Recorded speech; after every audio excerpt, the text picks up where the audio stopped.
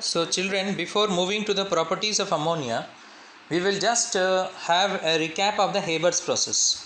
In Haber's process, nitrogen hydrogen, the ratio should be 1:3 by volume, and it should be pure. Got it? Hence the source of hydrogen is your Bosch process and the source of nitrogen is your liquefaction of air. From there we get it. Then we pass it through a compressor where it is the gas is compressed to a very high pressure, 200 to 900 atm pressure. Why do we do that? Because under what you can say, the when you see the reaction is taking place with the decrease in volume. So the pressure should be very high so that the reaction will favor in forward direction. After passing through the compressor, we are passing through the catalytic chamber, which is electrically heated 450 to 500 centigrade temperature. Catalyst is your iron and molybdenum is the promoter. If not, then the alternate should be ferric oxide along with K2O and Al2O3 as a promoter. There the reaction is exothermic, the reaction is carried out in the forward direction. Got it? The heat is liberated, large amount of heat. For that reason only initially heating is required, after that heating is not required at all. Got it? The heat which is liberated during the course of the reaction maintains the reaction forward. Then after that we go to the cooling tower where the gas is being liquefied, the gas is being cooled. Got it? Under high pressure, because for the liquefaction process the minimum two conditions required is low temperature and high pressure.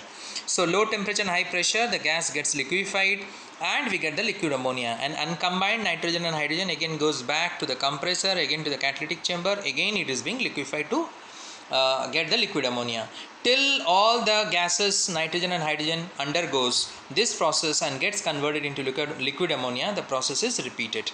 And moreover, I said you the ammonia gas is not transported from one place to another place or not kept in a container under gaseous state, but it is kept in a liquid state. The reason is that if any leakage will be there, then ammonia gas may escape from the hole, but if liquid ammonia is stored, it will not have a chance to escape from the hole.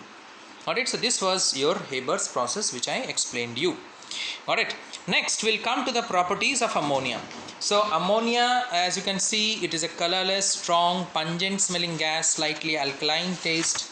How do we know that it's alkaline in nature? It turns red litmus blue. This is the only gas, remember that. It is the only gas which turns red litmus blue. Remember that. No other gases turns red litmus blue because ammonia is basic in nature, it is alkaline in nature, it is soluble in water, it forms ammonium hydroxide. We can say that. Clear? Now, and it is non-poisonous in small quantities because in small quantities it affects the respiratory system, but in large doses it is fatal. Fatal means it leads to death. Got it? It gets easily liquefied. I said you, for that reason only it is stored in the liquid state. Ammonia it's easily liquefied at low temperature. It can be easily liquefied. Got it? And ammonia is highly soluble and it is basic in nature. How can we show that it is ammonia is highly soluble and basic in nature? We will show it by fountain experiment. We have seen fountain experiment in HCl chapter. Here also we will see the fountain experiment. The difference is that in HCl you took blue litmus solution. Here I will take red litmus solution, because ammonia, if it is basic, then it will turn red litmus blue. The apparatus setup is the same. We have taken a stand, iron stand. We have taken a trough which contains red litmus solution. We have taken a gas jar.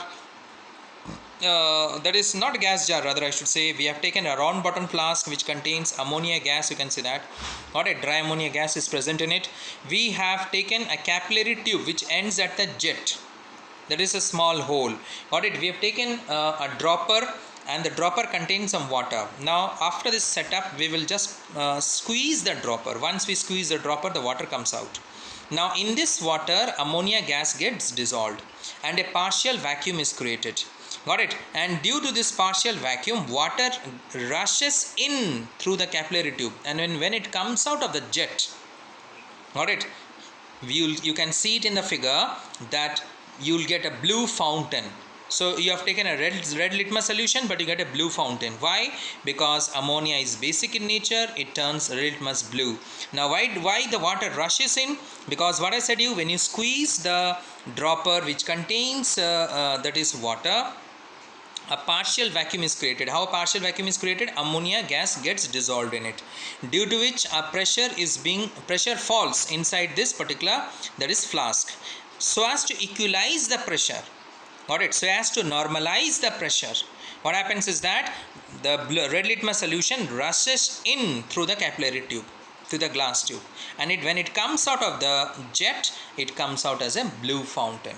You can see that. So hence it proves that red litmus turns blue, we can say that, which proves that ammonia is basic in nature, and also it proves that ammonia is highly soluble, because unless and until ammonia will not be soluble, then how a partial vacuum is created? As ammonia is soluble, for that reason only, due to high solubility of ammonia only, a partial vacuum is created inside the flask, and due to that reason only, the pressure inside the flask it falls, and hence red litmus solution rushes in through the capillary tube, red litmus solution, and when it comes out of the jet, again and again I am saying you, it gives you a blue fountain, which you have seen it in the HCl chapter. There you have seen a red fountain. HCl gas was used and blue litmus solution turns red. Here you are seeing red litmus solution turns blue. So the famous HCl experiment, which proves the high solubility of ammonia and also the basic nature of ammonia. I hope you have understood this particular thing. Thank you.